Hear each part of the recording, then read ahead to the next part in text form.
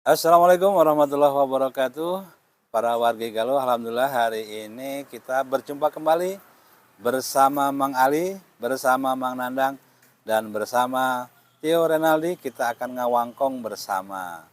Ngawangkong kali ini kita masih concern menyikapi perubahan nama Ciamis menjadi Kabupaten Galuh. Kenapa kita konsisten? Karena kesejarahan Galuh ini lebih tua ya daripada yang lain-lainnya. Ada banyak alasan yang kita bisa kemukakan. Akan tetapi pada ngawangkong kali ini kita tidak akan membahas pra-Islam. Karena sejak 1400 Islam itu meneruskan perjalanan Galuh. Mulai Prabu Haur Kuning sampai ini kita berada di Jambansari. Beliau Adipati Kusumadiningrat salah satu yang meneruskan jejak peradaban Galuh dengan Islamnya. Dan kita tidak bisa bukan bagian dari mempertentangkan antara Islam dan Galuh. Karena dalam periodisasi sejarah, dari mulai Galuh awal, pertengahan hingga akhir, Islam ini menyambung peradaban tersebut. Menyempurnakan ajaran-ajaran Galuh yang bersumber dari kearifan lokal. Kemudian dengan adanya Islam menjadi sangat sempurna. Karena memang ditambah ajaran langit. Dan seperti biasa, Mang Ali sebagai penyela. Dan nanti Mang Nandang sebagai tukang ribut. Saya akan mengatur jalannya ngawangkong hari ini. Allahu Akbar. Allahu Akbar. Oke, Mang Ali. Ini bagian menyela-nyela dulu ini. Apa yang bikin Mang Ali gelisah dengan nama Galuh? Bukan gelisah sebenarnya, Bang. Ya, gimana?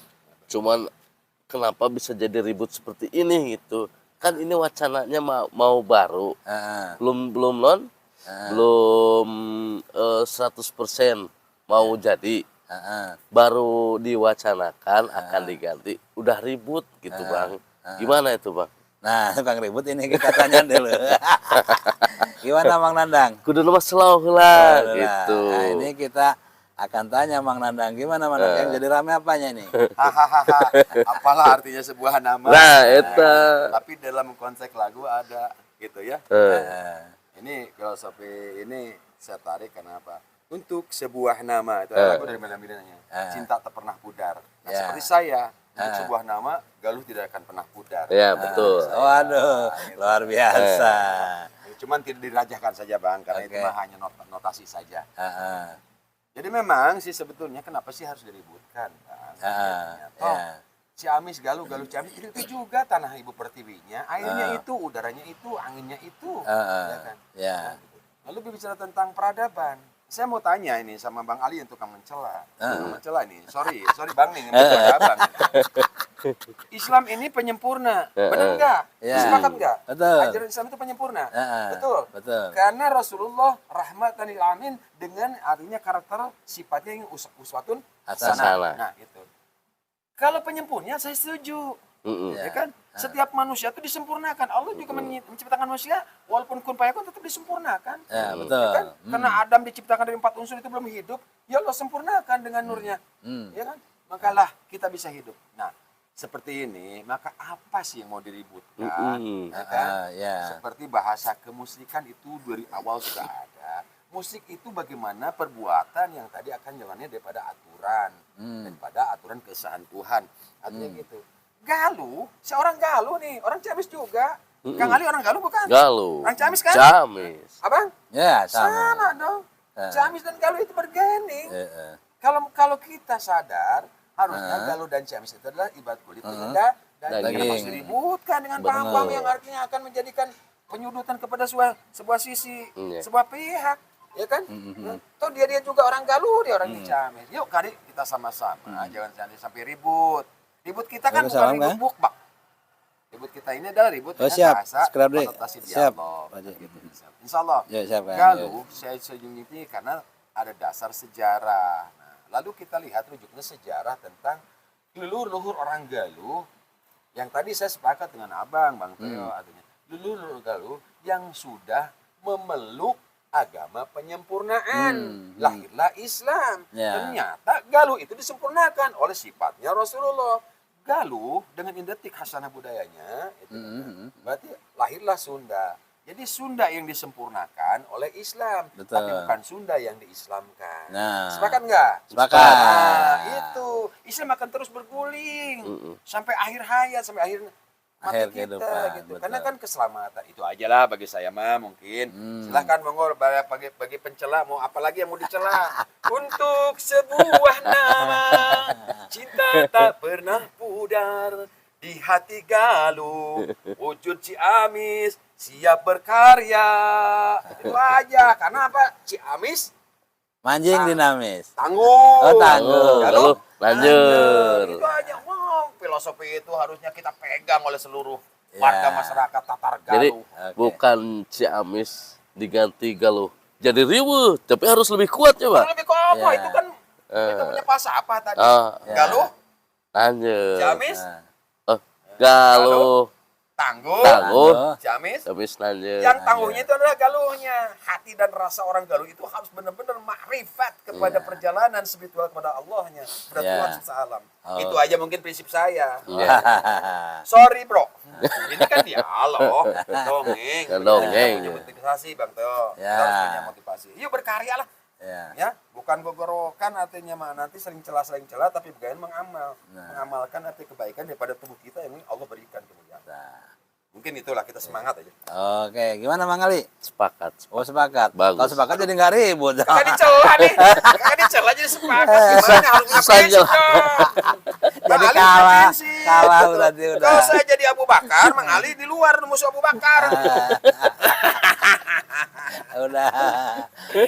Aduh, Masya Allah. Ya, Masya Allah. berarti Mohon enggak. maaf nih para sahabat Bunga Suki dimanapun atau sahabat-sahabat kita dari Galuh.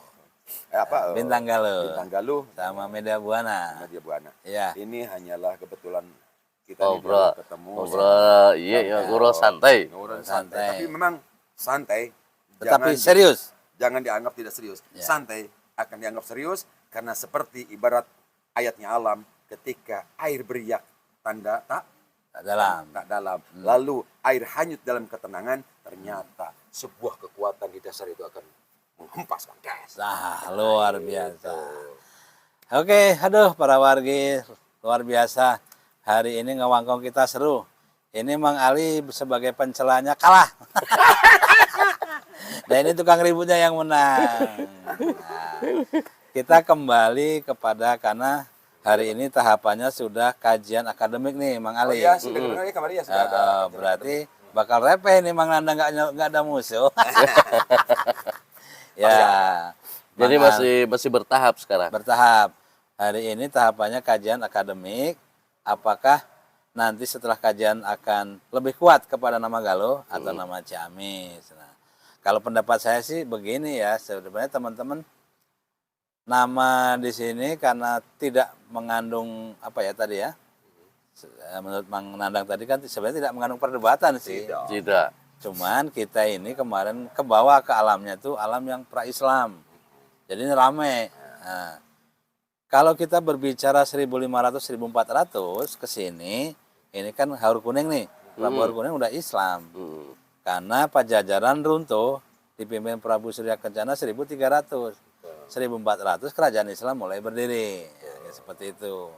Tapi jauh sebelum itu, nah ada Prabu Haur Kuning nih. Sebelum ngomong 1400 kan, sekitar setelah Karangkamulyan, Pakem, kemudian lahirlah itu Galuh Islam. Daerah Tengah kemudian ke sini seperti ini. Nah, perjalanan panjang ini kita bisa simpulkan ya bahwa sebenarnya kita tidak perlu mempertentangkan. Nah, tetapi dengan harapan nama Galuh ini memang selain mengangkat marwah ya, Bang, juga kita ingin menambahkan apa ya, kesejahteraan atau peradaban masa lalu yang pernah jaya kita teruskan dalam versi Galuh Islam. Ya, saya ada satu kutipan Bang. Ketika lahirnya sebuah suku kata yang menjadi makna kata sering diulang-ulang di suku bangsa kita ya, terutama di bahasa Sunda. Kita berharap negara ini menjadi negara yang baldatun thayyibatun warabun ghafur. Jadi pemaknanya sama seperti ketika sebelum muncul baldatun thayyibatun warabun ghafur atau mungkin bisa berbarengan di bangsa kita, di luar kita sudah membuat tatanan kepemerintahan, tatanan artinya kemasyarakatan yang melahirkan Gemah, Ripah, Loh Rempeh, Jinawi. tapi Loh Jinawi. Iya benar.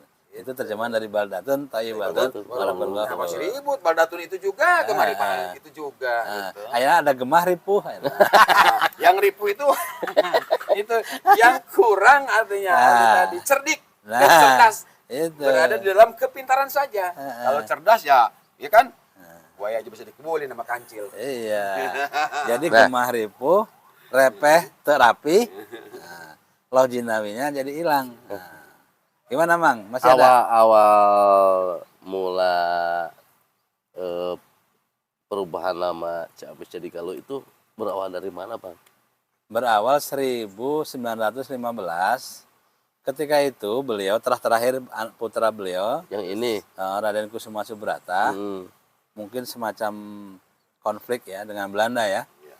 Kalau beliau kan memang dengan Belanda bisa diplomasi.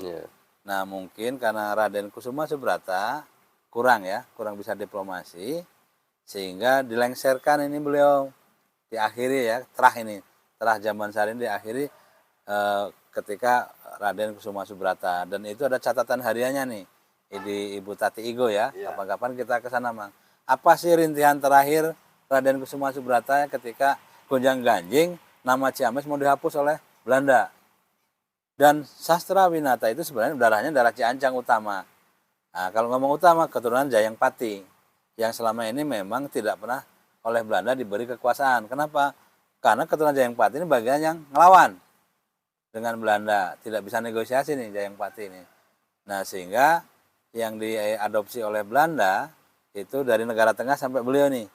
Yang keturunan negara tengah, himba negara sampai ke ini itu bisa berkuasa. Terakhir Raden Kusuma Subrata. Sementara keturunan dari Jayang Pati dari utama yang ke sana ya, Mang. Iya. Itu nggak bisa. Tetapi Sastra Winata kan keturunan Ciancang nih, Galuh Ciancang.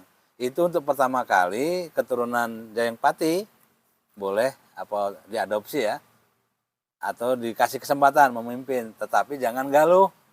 Sehingga namanya Ciamis. Dan Ciamis itu nama kampung, bagian dari kerajaan Galuh Cibatu, Mang, aslinya. Ada nama kampung Ciamis. Aslinya. Ada itu. Ada. Nah, ini tuh disebut Ciamis. Ada ininya nggak bukti sejarahnya?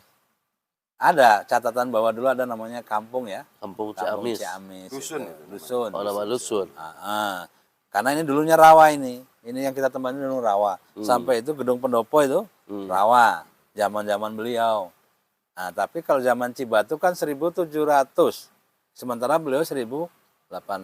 Jadi nama kampung pada 300 tahun yang lalu ada kampung Ciamis. Nah, kemudian diadopsi nama Ciamis menjadi nama kabupaten karena memang ini kan dibangunnya di atas kampung Ciamis. Ciri Ciamis adalah rawa. Tetapi pada tahun 1739 ada versi nih dari Ciancang. Karena peperangan yang terjadi dari pasukan Mataram, bedah Ciancang. Nah, maka Banyumas, makanya disebut Ciamis. Tetapi mengaitkan Ciamis dengan 1739 jauh banget kan? Pengertiannya jauh. Pengertiannya kenapa? Nama Ciamis dipakainya 1915. Jadi ada 3 abad, Mang. Jadi kalau misalnya, kenapa nama Ciamis menjadi apa? Menjadi kabupaten? Nah, rujukannya 1739 pas bedah Ciancang. Itu kan zaman Mataram tuh, zaman Belanda. Belanda ya kenapa? Sultan Agung kalah perang, kemudian Amangkurat I, Amangkurat II, itu zaman Amangkurat II itu. Nah, sementara beliau 1800, kemudian digantinya 1500. Sehingga kita simpulkan nama Ciamis ini diambil dari sebuah dusun nih. Jauh sebelum ada peperangan apa? Peperangan bedah Ciancang. Artinya kalau ngomong orang Jawa nyerang, itu 1700 itu Mataram. Mataram masuk di sini 1629. 1629 ke 1739 jauh tuh. Tengah waktunya jauh sekali. Jadi akhirnya maka gini kalau mengatakan Ciamis katanya bau amis orang Jawa nyerang. Nah itu rujukannya 1739 Masehi. Zaman orang Mataram nyerang ke sini. Nah, tetapi itu nggak relevan karena apa? Masa sih ada ratusan tahun kemudian jadi nama kabupaten gitu kan? Dan lagian gini Bang, mungkin prinsipnya gini. Kita ini sudah punya nama dusun Ciamis, berarti kan anugerah pemberian. Daripada ada asal dong, ada sejarah. Karena Ciamis kita itu, bahasa Ciamis orang Sunda itu masuk ke dalam pengertian adalah manis. Artinya bahasa orang Sunda di ibarat gula jeung peutna, maka disebut manis. Amis itu. Amis itu bahasa dua wilayah yang tidak bisa dipisahkan, Bang. Seperti gula dengan rasanya, itu makanya ciamis. Berbeda, maka tetap berada di dusun yang kecil hingga sekarang kampung itu pun berubah tidak jadi dusun ciamis lagi. Nah, kalau kita merujuk lagi ke Galuh, kenapa harus ramai? Kalau memang dulu kepemerintahan ini yang tidak Eyang aja ya nih, Eyang Prabu Raden Adipati Kusuma Diningrat itu sudah jelas kabupaten Galuh. Ya. Dari generasi daripada ayahandanya. Kalau mau saja Eyang mungkin dia pakai nama Kabupaten Ciamis. Ya. Tapi karena beliau mengenal tentang makna artikulasinya Galuh itu ga dan la, nah nanti kalau panjang itu. Nah, ini yang harus dipahami oleh para saudara-saudara kita di sebelah tuh. Di sebelah gitu ya. Ayo mari kita dialog dengan kebaikan gitu ya. Bukan perang, dengan kebaikan gitu. Nah, Galuh itu bermaknakan sangatlah luas. Jadi kalau di versi yang lagi milenial sekarang dan banyak versi, Bang, ada Galuh itu berbicara tentang permata, intan, berlian, air dan sebagainya. Tapi semuanya juga adalah kumpulan di dalam hak penciptaan Sang Maha Kuasa. Nah, betul. Dan dirujukan ke dalam salah satu ayat-ayat alam yang menuju ke kebaikan. Artinya berbicara tentang cahaya. Betul. Nah, ini Bang, betul. Ini saya juga jadi kadang-kadang suka korek-korek kuping, garetek tepugu gitu. Kenapa mesti jadi ribut sih gitu ya? Kenapa sih menjadi perdebatan? Jadi perdebatan. Sih, padahal bukan masalah itu menjadi diperdebatkan, tapi harus disamakan. Gitu. Ayo kita samakan persepsinya, duduk bareng sama-sama. Apalagi kemarin sudah ada kajian akademisi mulut ke pemerintah. Lalu juga kita berharap kajian secara para kesepuhan harus mengkajinya itu harus lebih jauh. Kalau di Islam ini abang kan bisa menjelaskan. Belajar satu kitab itu satu ayat aja bisa diberaikan sampai ke beberapa pengertian. Betul. Kan rujukannya banyak. Kita mengaji di pesantren aja ada bayan, mantek, nahu, sorob dan banyak lagi lah yang lainnya kitab itu kan merujuk kepada satu visi dan misi ke dalam objek bidikan itu yang melahirkan tadi rahmat. Ya, itu Bang. Jadi insya Allah saya sih hanya berhong wilaheng saja lah. Gitu. Tapi baca hong wilahengnya harus bismillah duluan. Bismillah karena kita disempurnakan. Kalau luhur dulu kan disempurnakan tuh oleh ajaran Rasulullah. Ya kan? Yang tadinya hong wilaheng baca bismillahirrahmanirrahim. Bismillahirrahmanirrahim. Hong wilaheng. Nggak jadi masalah dia diawali bismillah itu aja. Udah tahu kan duluan. Nah Bang, terkait dulu Galuh nanti Ciamis. Nah mengenai ulang tahun Ciamis nih, apakah meneruskan dari Galuh ke Ciamis atau awalnya dari Ciamis dulu? Gitu. Nah, kebetulan DPRD Kabupaten Ciamis pada tahun 1972 menetapkan hari lahir Ciamis itu bukan Ciamis yang lahirnya, kakek moyang Ciamis. Dimulai dari 642. Nah, 12 Juni 1642. Itu 1642 itu udah Kabupaten Ciamis apa Galuh? Galuh dong, makanya kan Ciamis itu 1915. Makanya apakah ulang tahun yang Ciamis itu dari Galuh apa dari awal Ciamis? Bukan. Ini orang Ciamis itu haul. Kalau ulang tahun Ciamis itu bukan ulang tahun Kabupaten Ciamis. Haul leluhur Galuh. Jadi orang Ciamis bikin acara nih 12 Juni misalnya kan. Itu bukan kelahiran Ciamis. Tetapi haul kakek moyang Galuh. Tapi yang diakui sebagai kakek moyang pendiri Adipatian Galuh adalah Adipati Arya Jayanegara alias Panji Bongsar, anak dari Raden Imbanegara yang dihukum oleh Mataram, dipenggal. Nah, ini ceritanya seperti itu. Jadi dimulai dari 1642 setelah Sultan Agung memberi SK nih kepada Adipati Jayanegara. Padahal menguasai Galuh ini 1629, 1628. Nah, berarti jaraknya berapa itu? Ketika Mataram menguasai Galuh kan, zaman Sultan Agung diberi SK nih menjadi Adipati Galuh Gara Tengah dulu sebutnya. Gara Nah, Tengah. Gara Tengah pindah ke Brunei sehingga jadi Imban Gara Negara. Tengah yang di Tasik apa? Ya, Cineam. Oh iya, Cineam. betul. Tasik. Bojong Lopang, betul. Bojong Lopang. Jadi ini galuh yang kita nikmati sekarang ini yang dari Gara Tengah nih. Asal muasalnya Gara Tengah nih, Prabu Harkuning nih. Nah, jadi kita ngomongnya galuh Islam. Kalau ngomong galuh Gara Tengah, kita ngomong galuh Islam. Artinya kakek moyang beliau-beliau udah Islam nih. Pada waktu itu 1400 Masehi itu kan. 1400 udah Islam. Nah, dari Gara Tengah karena di sana kurang kondusif, pindahlah ke Brunei di Banegara itu kan.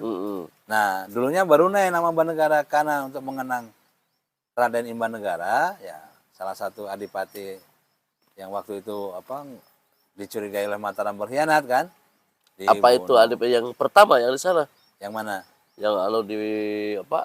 Imban Negara. Imban Negara yang dipotong dua itu yang ada di Panaongan. Adipati Panaikan itu. Oh. Sejarah kesananya. Gitu. Kalau Panaikan nanti Galuh Kertabumi. Ya. Nah, kita lagi bahas galuh yang sebenarnya Gara Tengah nih. Negara Tengah ini nanti melahirkan beliau-beliau ini yang sekarang kita nikmati di sini. Kalau Kertabumi nanti ke sana ke Kerawang. Beda lagi. Ke Kerawang dia arahnya. Singapura Bangsa. Itu dimulai dari Gesan Ulun ngutus Adipati Dimuntur. Anaknya yang ke-6 tuh menyebarkan Islam, bikinlah galuh Kertabumi. Melahirkan keturunan, nanti ke sana dia menjauh ke Kerawang. Kertabumi 4 itu terakhir. Itu udah galuh Kertabumi loh. Itu galuh Kertabumi. Tahunnya memang bersamaan, ya 1500. Jadi kalau Negara Tengah 1400, ini bareng nih kerajaan kembar. Galuh Kertabumi sisir ke sana. Nah, kalau Galuh Gara Tengah ini batas ini. Nah, di sini udah ada Cibatu kan? Nah, jadi ke sana dia. Ini batas alam ini kita. Nah, ke sana. Nah, sampai Kawali sebelah sana, Gunung Sawal itu Gara Tengah. Ke sini ini. Nah, yang lucunya kerajaan Galuh Cibatu ini lucu, kecil. Mungkin kecamatan zaman dulu ya. Hanya berapa desa sekarang kalau kita ukur ya. Sampai ke sini nih Cibatu itu terakhir tuh. Sungai Cileur. Nah, ke sana udah beda lagi. Nah, batas alamnya. Jadi pada tahun yang sama Mang Ali ada 3 kerajaan. Negara Tengah, ya Gara Tengah. Nah, ini Cibatu, yang ini Kertabumi. Tahunnya sama itu. 1500 ada Galuh Cibatu. Di sana ada Galuh Kertabumi. Di sana ada Gara Tengah. Tetapi yang eksis sampai hari ini keturunan dari Gara Tengah. Karena Kertabumi pindah nih, hijrah Kerawang, itu yang membangun Kerawang itu. Jadi itu luas Bencar itu. Bencar itu. Kemudian keturunan dari Eyang Jayangpati hanya kebagian Bupati Penyelang tuh yang sekarang Jayangpati Kartanegara yang di Panaong di sini di ini belakang kita ini. Gandaria. Itu hanya menjadi Bupati Penyelang. Sehingga Jayangpati ini nggak kebagian, zaman Belanda nggak kebagian memimpin. Nah, yang kebagian memimpin keturunan dari Gara Tengah. Terakhir Raden Kusuma Subrata. Dan Sastrawinata hanya mewakili itu aja, mewakili sebentar itu. Karena setelah itu dipindah ke Cirebon beliau kan. Ya. Nah, jadi dalam tahun yang sama, zaman yang sama, ada 3 kerajaan kecil. Galuh Cibatu, Galuh Gara Tengah, Galuh Kertabumi. Nah, batas alamnya Kertabumi ke sana, kemudian menjauh, kemudian Cibatu ini yang kita tempat ini. Nah, ini. Nah, Cibatu. Nah, tapi karena waktu itu antara kerajaan itu menikah, nah termasuk beliau ini yang ada itu nikah dengan anaknya Eyang Jayangpati, yang ibu siapa? Gilang Kencana. Nah, ayahnya. Sehingga tidak pernah terjadi pertempuran karena pada memang raja ini Adipati nikah dengan keturunan, sehingga antara Cibatu dengan Galuh Gara Tengah itu bersaudara aslinya. Cuma karakter jadi beda gitu. Kenapa? Karena keturunan Jayangpati nggak pernah diberi kesempatan nih sama Belanda. Sehingga karakternya memang berontak terus, ngelawan terus ke Belanda. Nah, itu diwakili oleh keturunan-keturunan Eyang Jayangpati dan sebagainya yang meluas. Dan keluar, nggak ada yang tersisa di daerah kita, udah nggak ada itu, habis. Keturunan Jayangpati semua keluar. Nah, yang ada sekarang paling di Utama, di Ciancang masih ada ya. Tapi kebanyakan keluar nih. Karena waktu itu Belanda nggak ngasih kesempatan mereka untuk eksis sehingga bersih sampai sekarang. Digantilah Linggasari namanya. Nah, kemana? Kertabumi sama menjauh. Sehingga yang ada tersisa di Ciamis adalah keturunan dari Gara Tengah sampai hari ini. Kertabumi terpencar, Cibatu terpencar. Nah ini kita belum ngomong kawasan Bang, ini baru ngomong Galuh yang ada di sini saja. Oke lanjut. Ini Bang, kan dulu itu zaman kerajaannya Bang. Apakah sama? Kan di TV itu beda. Bentuk kerajaan tuh seperti ini, seperti ini.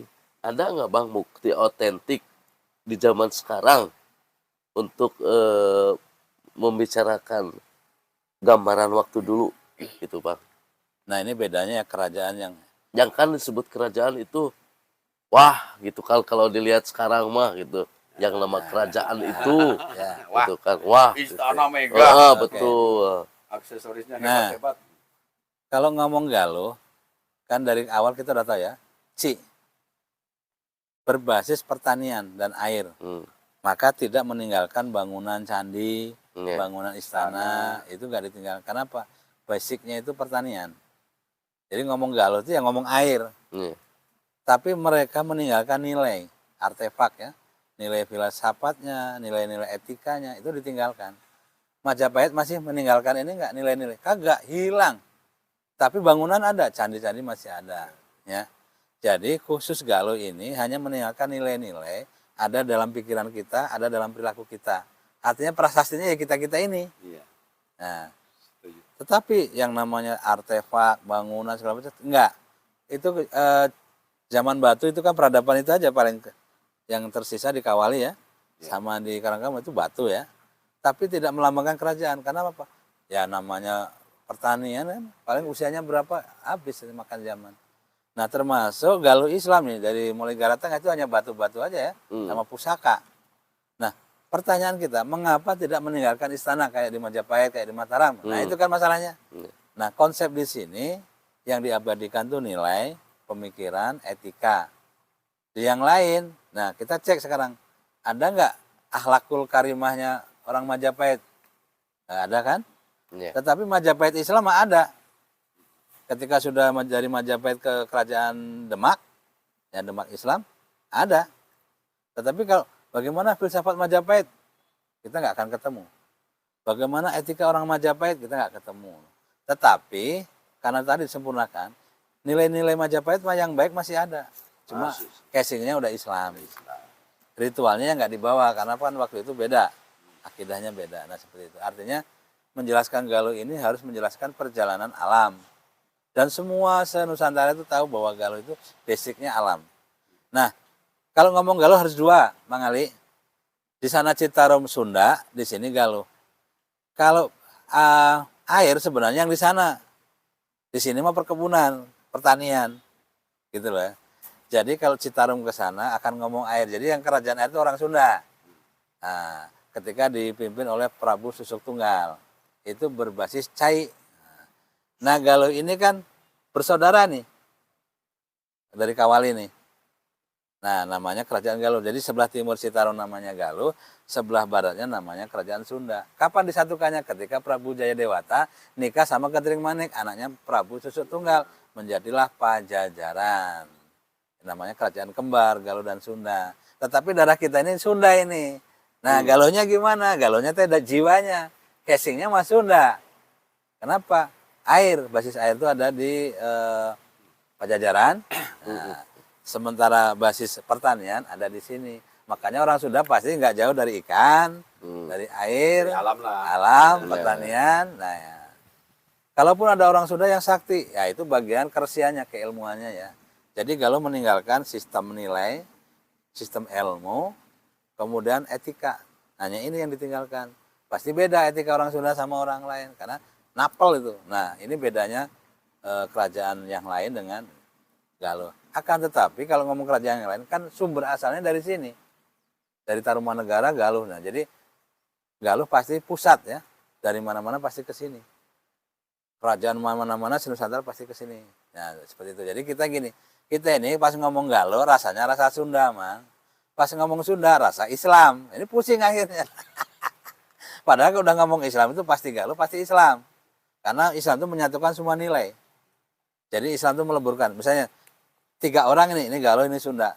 Ketemu Islam udah jadi sama. Sholatnya sama, cara memandang Tuhannya sama. Bersyariat yang sama. Artinya sudah menyatu, melebur gitu. Kalau ada pun penyelewengan dianggap kalau penyelewengan itu bukan, artinya mah pergerakan atau kebiasaan itu wajar. Bang Ali ngerokok apa? Hah? Ya. Hah? Rokoknya apa sekarang? LA. Kalau suka ngerokok. Bang Muklis apa? Plasmil. Klasmi. Saya MLD. Lalu simpan itu. Sama-sama rokok enggak? Sama. Tapi beda kan? Beda merek. Nah, itu aja mungkin. Tapi nggak berantem karena Tuhannya sama. Karena sama-sama yang dirokok kok gitu. Itu bahasa-bahasa kajian ini aja lah. Ya, seperti itu. Itu indah dengan kebersamaan. Rahmatan lil alamin itu ajaran yang indah. Ajaran penyempurna yang indah. Maka itulah. Berarti Galuh itu bukan sekedar nama kerajaan, Mang. Ini salahnya kita nih ngomong kerajaan Galuh. Iya, kerajaan Galuh. Galuh itu kan kita tadi Sunda itu lahirnya 1000 sekian ya setelah Tarumanegara Prabu Sutunggal. Berarti kita bicara 700 Masehi. Ya. Itu ada sendiri namanya kerajaan Sunda. Nah, ada itu. Lah iya, tadi kan kerajaan kembar. Barat Citarum namanya kerajaan Sunda, sebelah timur namanya Galuh. Bapaknya mah satu. Berarti Kandayun bikin Galuh, adiknya bikin kerajaan Sunda. Nah, bapaknya sih Tarumanegara bapaknya. Yang penguasa Citarum itu kan, dibelah karena batas air gitu kan. Dibelah barat silakan kerajaan Sunda. Salah satu prabunya Susuk Tunggal yang tidak mau nih saudara pecah, makanya dinikahkan nih keturunan-keturunan dari Kawali nih, Galuh Kawali. Si Kentreng Manik dinikahkan sama Prabu Jadewata alias Prabu Siliwangi. Wah, panjang ceritanya. Jadi gini, kalau nggak paham, apakah kita ini orang Sunda atau orang Galuh? Kita ini orang Sunda rasa Galuh. Kenapa? Kita nggak tahu nih jejaknya orang Galuh seperti apa ciri-cirinya. Katanya ada nih di Medan, di kerajaan apa itu, Mandailing. Orang Galuh cirinya gini-gini. Yang kemarin dibahas, gada sama payung. Bahwa orang Galuh ternyata yang tinggi-tinggi. Yang kecil-kecil orang Sunda. Tapi akurnya kecil gede. Tapi berarti Bang, berarti ini dulu Sunda dulu, Galuh dulu. Bapaknya satu. Ya, bapaknya satu nih. Tarumanegara. Berarti Kandayun kenapa kesini agak beda gitu kan? Nah ini kan masalahnya tuh gitu. Nah bisa beda dengan dulurnya yang di sebelah barat Citarum. Pertanyaan kita kan gitu. Ini kan sungai nih. Sebelah timur berarti Kandayun bikin Galuh. Dari mulai Kendan sampai Karangkamulyan. Nah yang baratnya menjadi Sunda. Yang menguasai Bogor ke sana kan.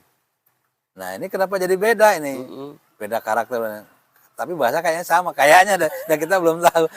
Kecuali itu ada ya bahasa yang kuno-kuno ya. Kawali itu kayak nggak Sunda itu. Kalau kita baca prasasti Kawali. Nggak Sunda-Sunda amat itu. Masih ada bau-bau Palawa gitu kan. Bahasa-bahasa apa dari Tarumanegara masih ada. Tetapi yang Sunda banget ya kita ini ya Sunda banget. Kita kiblatnya ke Pajajaran. Jadi orang Sunda yang isi Galuh, karena orang Galuhnya nggak tahu kemana ini. Karena pas ketika tahun 1500 itu kan diserang nih Galuh Kawali, Pak Buruncai. Ketika penyebaran wilayah dari Cirebon, di sana ada tandanya Syekh Usman tuh kan. Nah ini orang Galuhnya pada nyumput, akhirnya jadi di Banten jadi suku apa itu? Baduy. Kemudian ini jadi di Tasik jadi apa? Kampung Naga gitu kan. Nah tetapi body-bodinya kan nggak galuh-galuh amat kan, anggarnya bodinya juga orang. Nah jadi kalau kita nyari DNA orang Galuh belum ketemu Mang. Kita ini orang Sunda tapi jiwanya Galuh. Nah kalau ngebut Ciamis berarti orang Sunda. Jadi DNA orang Galuh Gara Tengah, terus kemudian Cibatu, Galuh Cibatu, Kertabumi kan. Ini kita apa Sunda atau Galuh? Yang pasti ketika itu Sumedang ke sana emang ke Sunda. Karena kan itu bagian dari penerus Prabu Siliwangi ya. Sumedang Larang itu Sunda pasti. Nah yang Galuh ini kehilangan jejak kita DNA-nya. DNA orang Galuh itu seperti apa? Kehilangan jejak. Jadi sehari ini kita ngobrolnya orang Sunda, jiwanya Galuh, tetapi Galuh, akidahnya Islam. Orang Galuh jiwanya Sunda Islam ya, bolak-balik gitu. Bolak-balik gitu. Nah, oke, ada lagi Mang Ali? Apa ya? Ditinggal dulu Bang, sebentar. Siap. Ya. Jadi ya. Galuh itu tidak seperti yang dibayangkan ya. Iya. Kita ini nggak mencampur aduk, Mang. Jadi apakah benar ya ajaran Galuh nu ayeuna teh sarua jeung baheula teu gitu. Sama seperti yang dulu tidak gitu. Nah, kalau itu bisa dirujuk di kitab suci, kitab Dharma Siksa Kandang Karesian. Itu ada petua-petua ajaran Galunggung ya, Galuh Yaman tua. Itu di sana etikanya banyak yang sama gitu. Tapi setelah kita dikawinkan dengan Sunda, nah ini nih yang perlu diteliti ya, Mang. Apakah Sunda itu sama banget dengan Galuh atau tidak? Tetapi kalau membaca sejarah bahwa Prabu Siliwangi masih mengamalkan ajaran-ajaran Galuh zaman dulu ketika memimpin Pajajaran itu. Dia nggak meninggalkan, kan? Untuk sejarahnya seperti itu. Jadi Prabu Siliwangi kalau menasihati rakyat Pajajaran ya dengan menggunakan kitab Dharma Siksa Kandang Karesian yang ada di Galunggung tuh. Oh ada. Ada. Nanti dibaca ya, ada amanat Galunggung itu kan. Itu berangkatnya dari kitab Dharma Siksa Kandang Karesian. Nah, itu kitab-kitab apa ya? Ajaran-ajaran Galuh Sanghyang kan. Nah, gitu. Sehingga kalau kita bilang itu katanya Hindu ya, kalau Hindunya Hindu sekarang enggak lah. Karena lebih kuat kepada kesanghiangan ya. Ajaran tentang kearifan, kebijaksanaan gitu kan. Dan keyakinan kepada Tuhan yang esa. Seperti itu, Man. Berarti belum apa ya? Belum 100% benar, belum tentu salah gitu kan? Iya. Ajarannya. Masih apakah bisa dibaca? Masih bisa dibaca? Bisa, bahkan di Google udah ada sekarang terjemahannya, Mang. Oh, terjemahannya. Udah ada. Itu bahasanya bahasa apa, Bang? Itu Sunda kuno. Sunda kuno. Bahasa Palawa lah ya. Kuno banget ya, tapi masih bisa diterjemahkan ke dalam bahasa Indonesia bagi yang ahli filologi ya, Mang. Gitu. Nah, kita baca terjemahannya aja lah. Nah, di beberapa di Google tuh ada terjemahannya. Jadi kita sebenarnya debat ini jadi debat kusir, Mang. Jadi nggak jelas karena memang tadi kita ini siapa, yang kita bahas apa ya, nggak nyambung. Gitu. Jadi yang musyrik itu pada abad berapa kita juga nggak nyambung. Nggak tahu. Yang nyembah arca siapa kita juga nggak tahu. Nah ini kesalahannya gini, Mang. Teman-teman tuh menggunakan hasil penelitian orang Belanda. Ketika itu ada buku Clifford Geertz namanya The Legend of Java. Di sana tuh ada penyembahan-penyembahan yang karar itu kan. Lalu melihat kita seolah sinkretisme akulturasi budaya gitu kan, seolah begitu. Sehingga kita menyangka kakek moyang kita ini orang musyrik gitu kan. Itu salahnya. Jadi kita punya anggapan bahwa kakek moyang kita musyrik karena dulunya agama Ano gitu kan. Nah, padahal sejatinya kalau di sini ya dulu sudah ada nih ajaran Sang Hyang Widi, Sang Hyang Tunggal ya. Itu sudah ada jauh. Berarti bukan Hindu dulu, bukan. Bukan Sang Hyang. Sang Hyang. Gitu. Kalau ada Hindu udah ada mungkin candi-candinya kan, kayak di Majapahit kan. Seperti itu. Nah, ini tanda-tanda alamnya kagak ada. Galuh tidak punya candi Galuh. Tidak ada. Kan Sunda tidak punya candi Sunda. Ada. Tapi kalau candi versi Mataram, versi Mojopahit, gitu. Ada ini ketemukan sampai sekarang. Ya, jadi kita nggak punya catatan ya. Nah, kalau dulu kan di berita ada apa yang di Cianjur tuh? Gunung Padang. Gunung Padang. Candi Padang. itu candi apa bukan? Itu lebih tua lagi, peradaban batu, megalitikum. Oh, itu lebih tua. Lebih tua lagi. Itu jangan ngomong Galuh kalau itu mah. Oh. Itu zaman Nabi Nuh.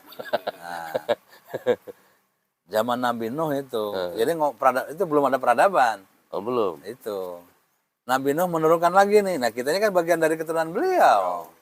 Nanti Nabi Sis.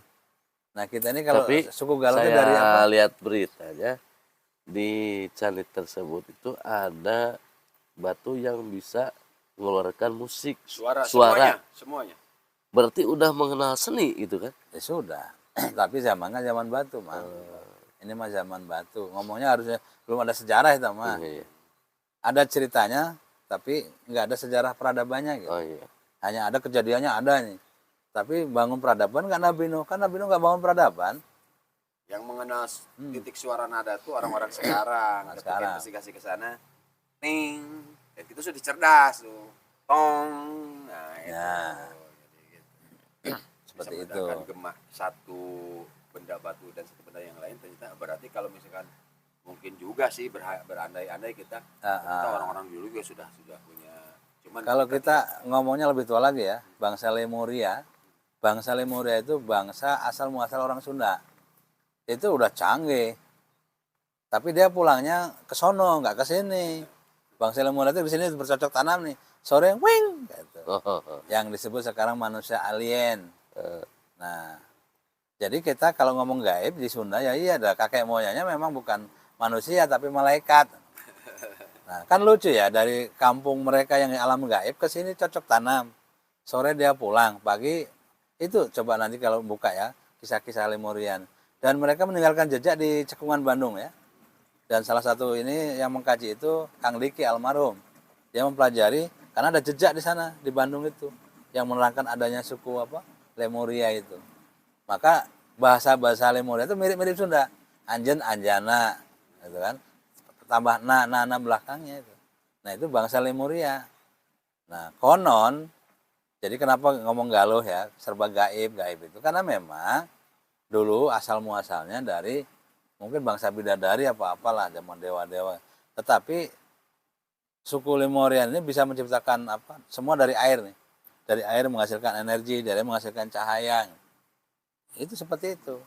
Dan saya sempat mengkaji itu, Mang. Asal muasal orang Sunda itu, orang Galuh itu mana? Lemuria. Maka kalau sakti semua di sini kata Gus Muafik, dan memang kakek moyangnya memang sakti. Berarti suku Lemuria tuh Lemuria. Pada waktu masih kerajaan belum ada kerajaan. Belum ada sebelum kerajaan berarti. Ya. Belum ada peradaban. Tapi ada kehidupan, Mang. Jadi gini, Lemuria itu kan nomad, kayak suku. Nomaden. Sekelompok gitu kan. Tapi dia di alam itu, bukan alam orang. Yeah. Alam kayangan mungkin ya. Alam nirwana ya. Kalau kita sekarang alam gaib ya. Makanya gini, ada orang Sunda bisa ngahiang, ada dangiang. Karena memang kakek moyangnya bangsa itu. Jadi kita ini setengah gaib, Mang. Orang Galuh itu aslinya. Enggak manusia-manusia amat lah gitu. Makanya ada onom ya. Iya. Gitu.